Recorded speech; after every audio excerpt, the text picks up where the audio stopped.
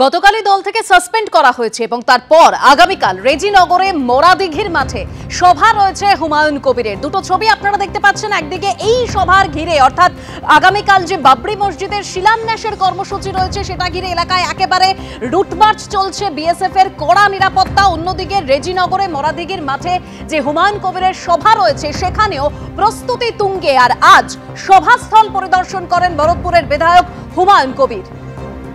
এই সভাস্থল থেকেই বাবরি মসজিদের শিলান্যাস করার কথা রয়েছে তার, এবং তার আগে চলছে জোর কদমে প্রস্তুতি, মঞ্চ বাঁধার কাজ।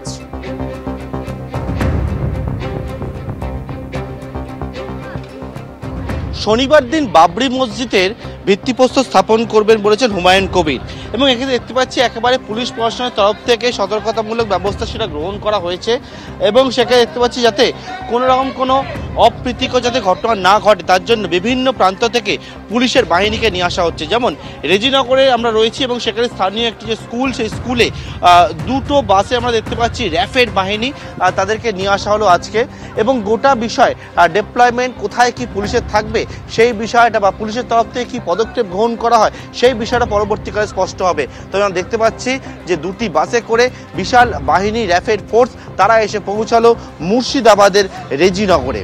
ক্যামেরায় সুবীর রায়ের সঙ্গে পার্থপ্রতিম ঘোষ, এবিপি আনন্দ, মুর্শিদাবাদ। আগামীকাল অনুষ্ঠান কখন শুরু হবে এই প্রসঙ্গে হুমায়ুন কবির বলেন, আগামীকাল 12টার সময় অনুষ্ঠান শুরু হবে। কাল কারো বিরুদ্ধে কুৎসা হবে না, রাজনৈতিক দলের বিরোধিতা হবে না। ওসি রেজিনগর, আইসি বেলডাঙ্গাতে মেল করে সাহায্য চেয়েছি। আমার 2000 জন ভলান্টিয়ার থাকবে। দুটি থানাতেই মেল করেছি, তারা কি করবে কাল দেখা যাবে, জানালেন হুমায়ুন কবির। কালকের অনুষ্ঠান 12টার সময় শুরু হবে। 2 ঘন্টার জন্য কোরআন তেলাওয়াত হবে। কোনো ভাষণ হবে না, কোনো দলের প্রশ্ন আসবে না, কোনো কারো বিরুদ্ধে কুৎসা হবে না, কোনো দলের রাজনৈতিক দলের কোনো বিরোধিতা হবে না। কালকে স্রেফ এটা 1 বছর আগে থেকে আমার এই শিডিউল ঘোষণা, ডিসেম্বরে। হ্যাঁ, দিক না দিক আমি ওসি রেজিনগর, আইসি বেলডাঙ্গাকে মেল করেছি। আমার অ্যাপ্লিকেশন টাস্ক থেকে আমি জয়েন্ট সেক্রেটারি হিসাবে অ্যাপ্লিকেশন করেছি, সাহায্য চেয়েছি যাতে এখানে কোনো প্রবলেম ক্রিয়েট না হয় বা কোনো অশান্তি না হয় বা ল অ্যান্ড অর্ডার ব্রেক না হয়। আমার 2000 ভলেন্টিয়ার থাকবে। আমি 10,000 লোকের সামনে দাঁড়িয়ে থাকলে 10,000 লোক আমার বাইরে যায় না, আমি যা বলি তাই। পুলিশ কি বললো, আপনাকে অনুমতি দিল? অনুমতি দিয়েছে কি দেয়নি এখনো আমার কাছে না। কালকে আমি যথারীতি মেল করে দিয়েছি দুটো থানাতে। তারা কি করবে, তাদের কি অ্যাক্টিভিটিস হবে সেটা কালকে দেখা যাবে। আমি তৃণমূলে নেই, ওই দল নিয়ে কোনো কথা বলবো না। 17 তারিখ বিধায়ক পদে ইস্তফা দেব। 26-এর ভোটে তৃণমূল প্রাক্তন হবে, হুঙ্কার ছুড়েছেন হুমায়ুন কবির। কি বললেন তিনি শোনাবো, একই সঙ্গে পাল্টা তৃণমূল কি বলল শুনুন।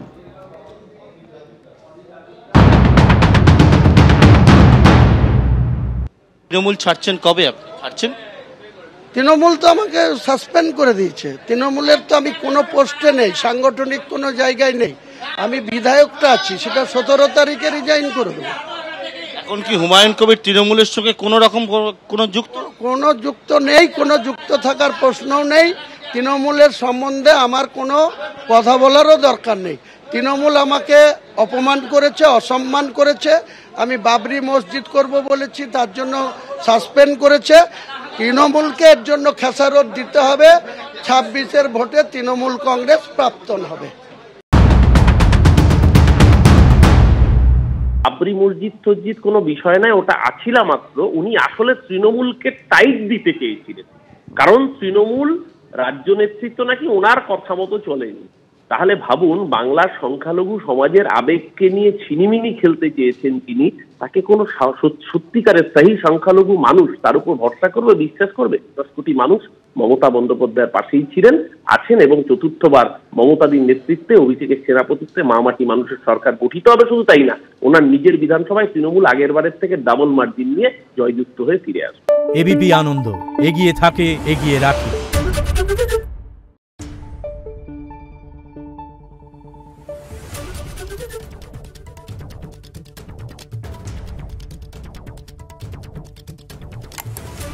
Thank you.